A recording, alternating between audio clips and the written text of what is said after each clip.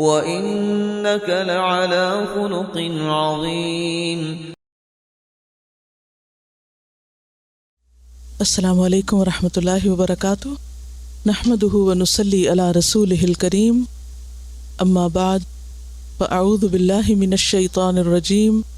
بسم اللہ الرحمن الرحیم. رب اشرح لی صدری ویسر لی امری واحلل عقدۃ من لسانی یفقہوا قولی. قال اللہ تعالی وَإِنَّهُ لِحُبِّ الْخَيْرِ لَشَدِيدٌ. العادیات. اللہ تعالیٰ کا ارشاد ہے، اور وہ انسان مال و دولت کی محبت میں بری طرح مبتلا ہے، شدید، شدت کے ساتھ. اور یہی شدت دراصل حرص، یہ انسان کی کمزوری ہے. اور اللہ نے انسان کے لیے دنیا کی مال و دولت کی محبت بطور آزمائش رکھی. جیسے سورۃ آل عمران میں آتا نا، زُيِّنَ لِلنَّاسِ حُبُّ الشَّهَوَاتِ مِنَ النِّسَاءِ وَالْبَنِينَ وَالْقَنَاطِيرِ الْمُقَنطَرَةِ مِنَ الذَّهَبِ وَالْفِضَّةِ وَالْخَيْلِ الْمُسَوَّمَةِ وَالْأَنْعَامِ وَالْحَرْثِ ذَلِكَ مَتَاعُ الْحَيَاةِ الدُّنْيَا. ان سب چیزوں کی اٹریکشن اور محبت امتحان کے لیے رکھی گئی، کیونکہ اگر اٹریکشن نہیں ہوگی تو امتحان بھی نہیں ہوگا. اب ہماری کوشش کیا ہونی چاہیے کہ اس اٹریکشن کو کم کر کے خود کوشش کریں آخرت کے لیے. تو جو اس کے لیے کوشش کرے گا، من اراد الآخرۃ وسعی لہا سعیہا، اور واقعی حقیقی کوشش کرے گا، اس کو وہ آخرت کا گھر ملے گا. کیونکہ یہ دنیا تو کھینچ رہی ہے، ہمیں کھینچ رہی ہے، اور ہمیں کیا کرنا ہے؟ اس کے اگینسٹ اپنے آپ کو کھینچ کر اس چیز کی طرف موڑنا ہے، اس میں دل لگانا ہے، اس کے لیے کوشش کرنا ہے جو ہمیشہ کا گھر ہے. جو اس میں کامیاب ہو گیا وہی دراصل کامیاب ہے.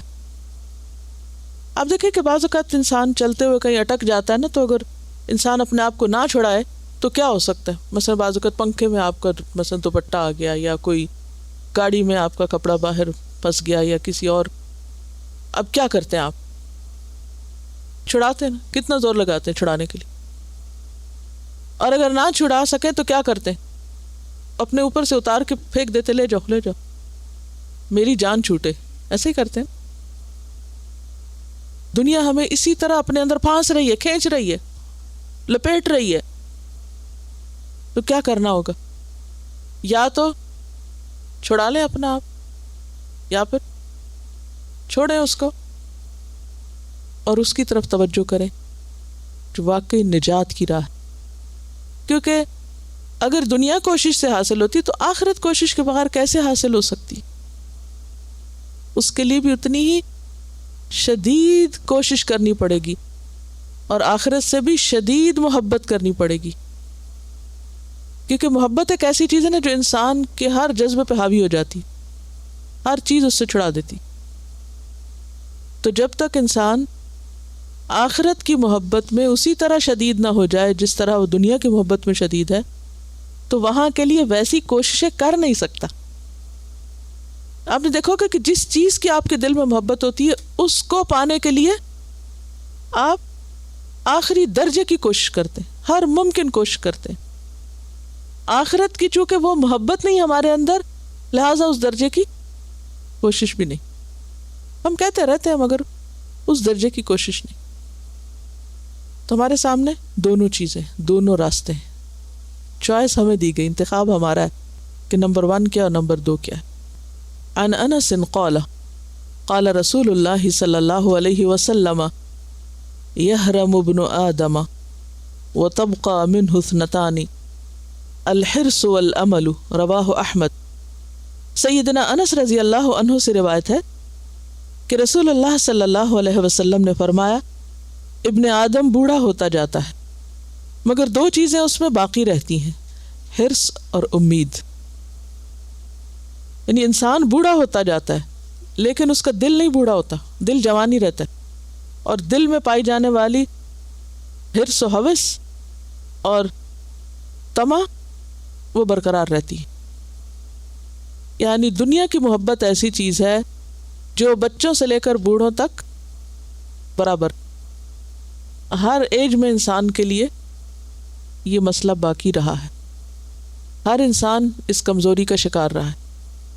ہمارا جسم زندگی گزرنے کے ساتھ ساتھ کمزور ہو جاتا ہے. ہمارے اعضاء کمزور ہو جاتے ہیں، ہمارے دماغ میں کمزوری آ جاتی ہے، نگاہوں میں آ جاتی، کانوں میں، سننے کی قوت، بولنے کی، ہر چیز میں انسان کم ہوتا جاتا ہے. لیکن اندر کی جو حرص و ہوس ہے وہ کمزور نہیں پڑتی. یعنی کبھی بھی انسان اپنے آپ کو اس سے محفوظ نہ سمجھے. یہ انتہائی خطرناک علامت ہے. اب ہم سب کو سوچنا چاہیے کہ ہم کہاں کھڑے. یہاں پر انسانی کمزوری کو پن پوائنٹ کیا گیا ہے. انسان عمر کے کسی بھی حصے میں پہنچ جائے لیکن اس کے اندر کی لالچ اور حرص اور دنیا سمیٹنے کی فکر اور شدت اور امید کہ ابھی اور بھی اس کو بہت کچھ یہاں مقام بنانا اور کمانا ہے، وہ نہیں ختم ہوتا، جس کے نتیجے میں آخرت کے لیے وہ کام کرتا ہی نہیں، وہ کوشش کرتا ہی نہیں جو اس کو کرنی چاہیے. اور جس چیز کے لیے انسان کوشش نہ کرے اس کو وہ پائے گا کہاں سے؟ یہ ایک اور بڑا دھوکہ ہے نا. دنیا میں تو کوئی چیز ایسی نہیں ملتی، وہاں کیسے مل جائے گی؟ عموماً یہ بھی ایک شیطان کا بڑا زبردست وار ہے اور بڑا ہی خوشنما اس کا ایک دھوکہ ہے کہ موت کے ذکر کو نیگیٹو تھنکنگ میں شمار کیا جاتا ہے کہ موت کو مت یاد کرو. حالانکہ دنیاوی معاملات میں کیا کہتے ہیں کہ اینڈ کو سامنے رکھ کے سفر شروع کرو، یہ کامیابی کا راز ہے کہ کسی بھی کام کا انجام دیکھ کے چلو. تو جب ہمارا انجام موت ہی ہے تو اس کو بھلا کے چلیں گے تو کیسے کامیاب ہو سکتے ہیں؟ اور سب سے بڑی حقیقت ہے کس طرح اس کو بھول سکتے ہیں آپ؟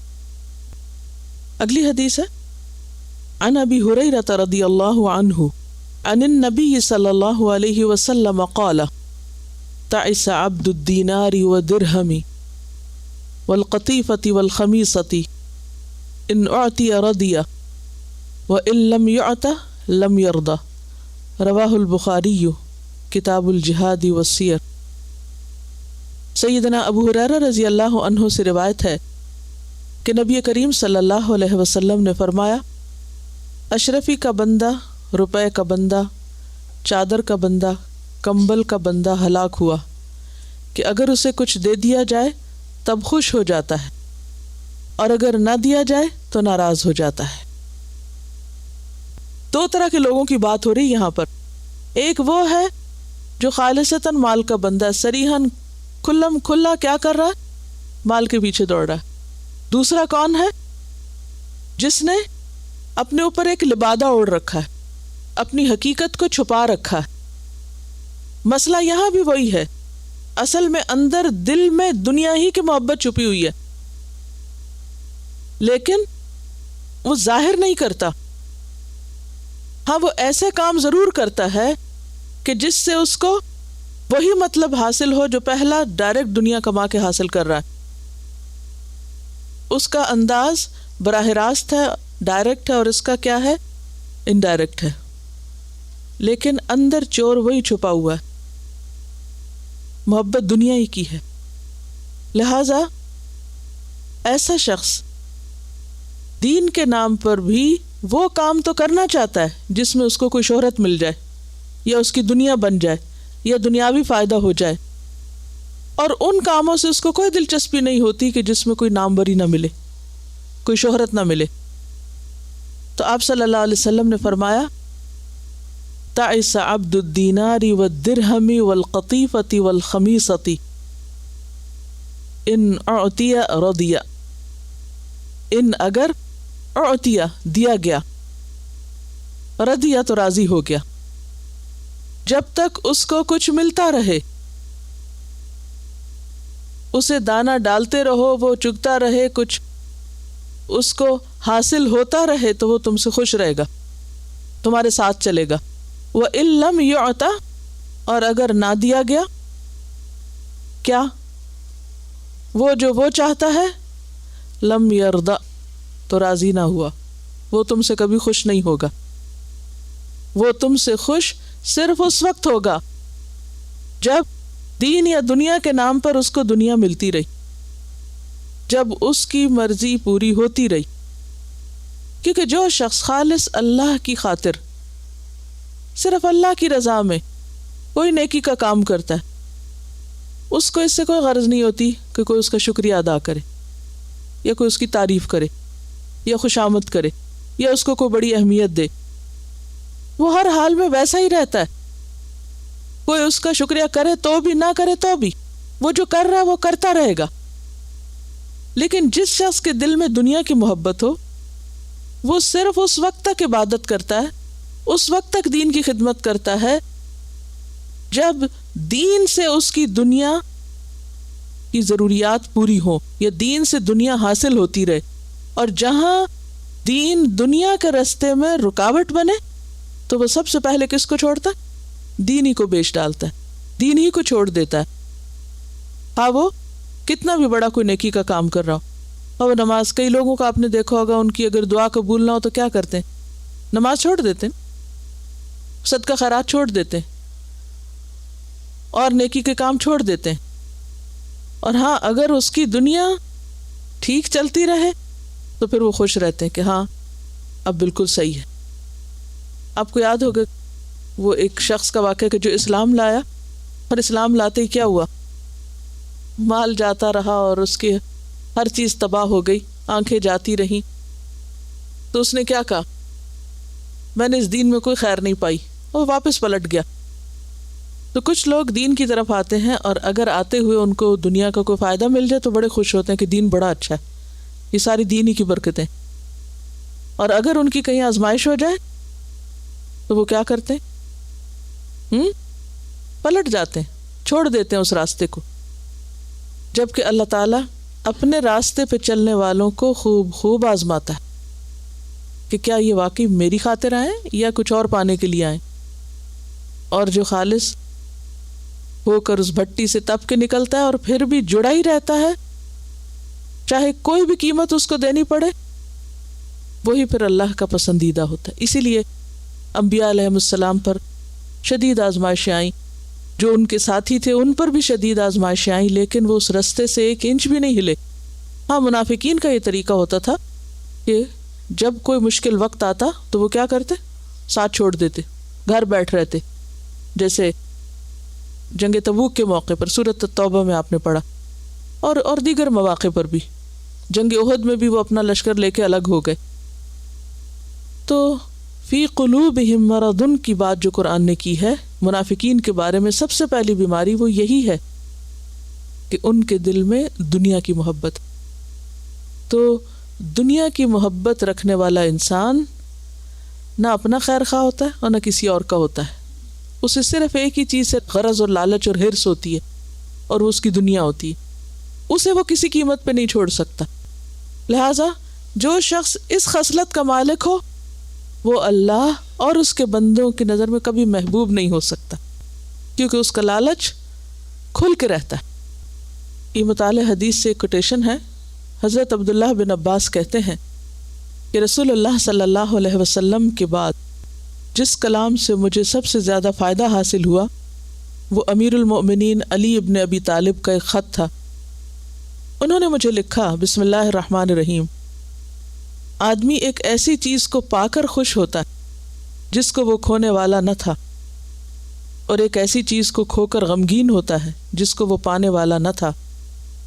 پس جب اللہ تم کو دنیا کی چیزوں میں سے کوئی چیز دے تو تم اس کو پا کر بہت زیادہ خوش نہ ہو, اور اللہ جب دنیا کی چیزوں میں سے کوئی چیز تم سے روکے تو تم اس پر بہت زیادہ غمگین نہ ہو, اور تمہاری فکر اس چیز کے لیے ہونا چاہیے جو موت کے بعد ہے.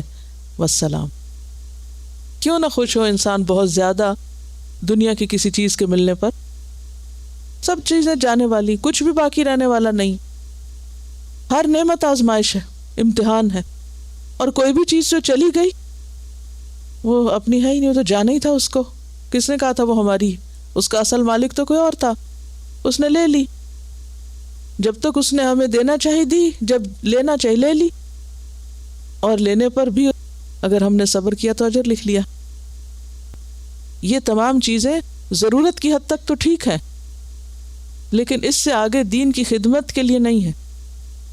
وسائل تو ٹھیک ہیں, اعلیٰ سے اعلیٰ وسائل ہو سکتے ہیں, لیکن دین ہمیشہ سادگی سے ہی پھیلا ہے, اور اس کے لیے آپ ہی مجھے سیرت سے بتائیے، اگر آپ نے کچھ پڑھا ہے کہ صحابہ کرام کا کھانا پینا کیا تھا، پہننا کیا تھا، گھروں کا فرنیچر کیا تھا۔ ایک دفعہ ایک شخص نے حضرت علی کی دعوت کی اور کھانا پکوا کر گھر بھجوایا۔ سیدہ فاطمہ رضی اللہ تعالی عنہا نے کہا کہ رسول اللہ صلی اللہ علیہ وسلم بھی تشریف لاتے اور ہمارے ساتھ کھا لیتے تو اچھا تھا۔ یعنی ان کے گھر کھانا آیا تو انہیں یاد آیا کہ آپ کو بھی بلا لیں۔ حضرت علی کی دعوت پر آپ صلی اللہ علیہ وسلم تشریف لائے، دروازے پہ پہنچے، دیکھا کہ گھر میں دیواروں پہ پردے لٹکے ہوئے ہیں، وہیں سے واپس چلے گئے۔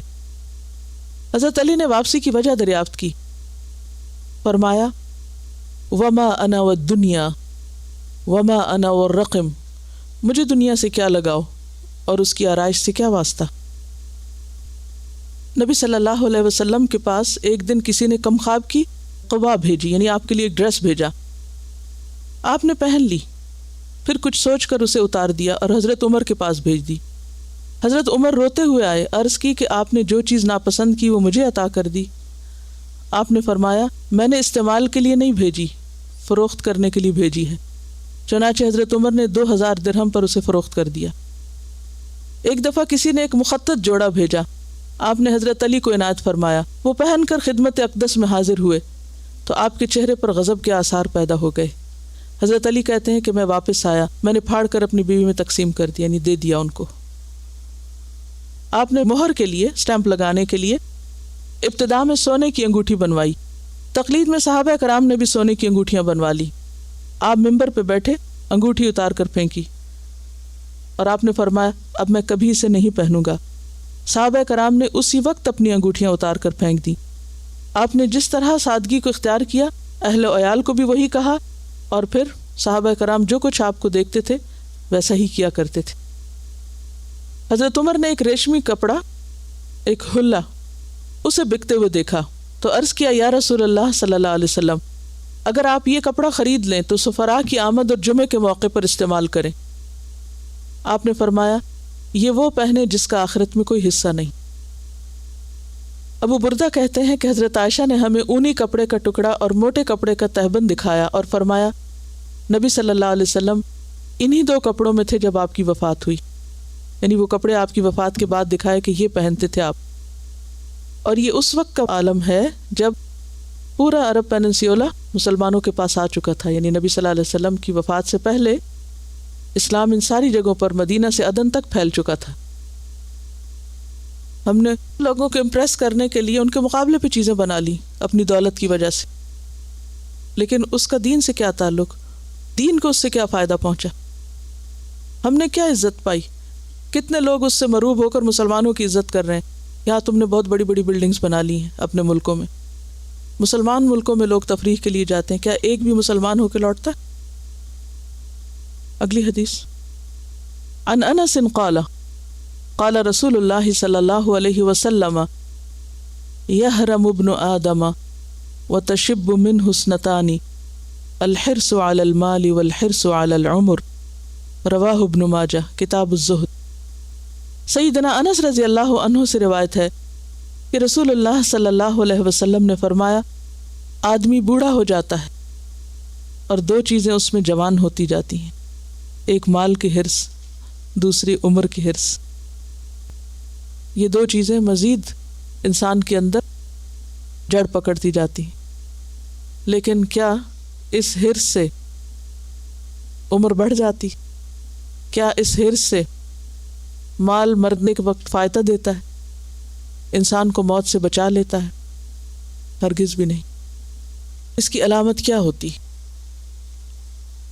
عمر کی حرص تو سمجھ آتی کہ انسان مرنا نہیں چاہتا اور انسان مزید اپنی کیئر شروع کر دیتا ہے اور زیادہ طریقے ایسے اختیار کرتا ہے کہ بڑھاپا جلدی نہ آئے، یا یہ کہ صحت اچھی رہے اور موت جلدی نہ آئے۔